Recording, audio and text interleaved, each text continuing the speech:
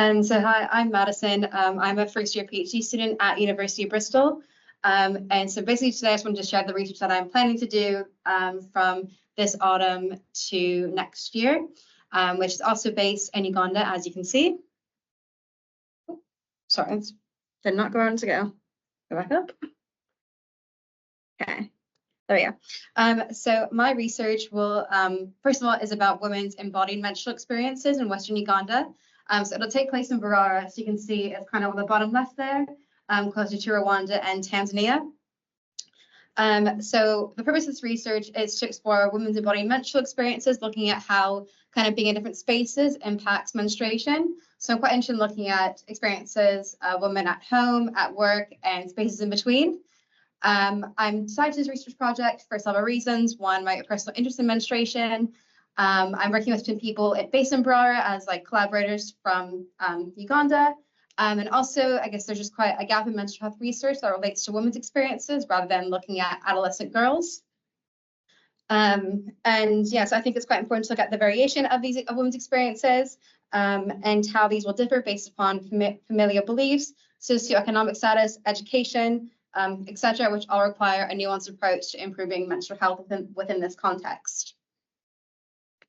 So I wanted to just share my research questions, which are based upon a broader framework developed by the Julie Hennigan group in Australia in 2019. So they did a systematic review looking at menstrual experiences in low and middle income countries. And from that review kind of generated a framework about how research in this area could be applied. The study also highlighted that I think there was only 12 out of 76 studies that looked at women or university students. So you can see that there is quite a gap in kind of looking at women's experiences within menstruation, because menstruation doesn't stop in adolescence, obviously.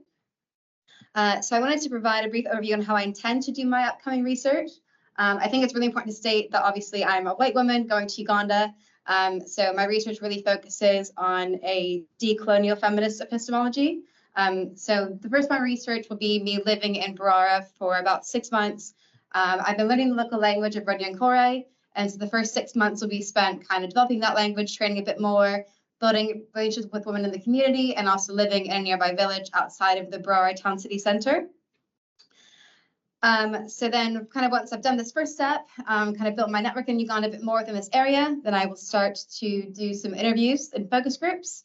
So this will take place probably the spring of next year. So I tend to interview women aged 18 to 49 about their menstrual experiences. I want to also do some focus groups with people, with women, and then I think the idea would be that if men are interested, having some focus groups with men who are married to the women that I speak to kind of get this inter-household comparison about, is menstruation spoken about within the household? Why or why not? Or, you know, how are men supporting their wives or partners menstruating?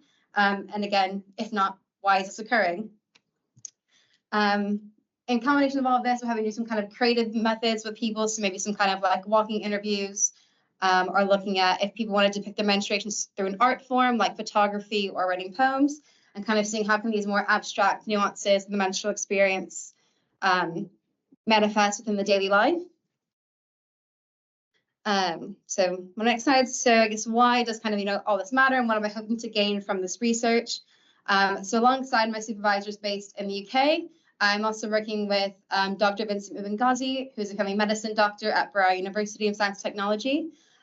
So University of Bristol has some existing collaboration with this university, but it's not very strong. So hopefully through this research project, there can be a knowledge exchange between myself and academics there, and also academics visiting Bristol from Uganda. I'm hoping to create an awareness of menstrual stigma and associated challenges and how to address them. My project is quite embedded within women's experiences and perceptions. So this hopefully will give women a space to discuss their menstruation, and kind of also take the findings to see, you know, what do they want to do that outside the academic setting.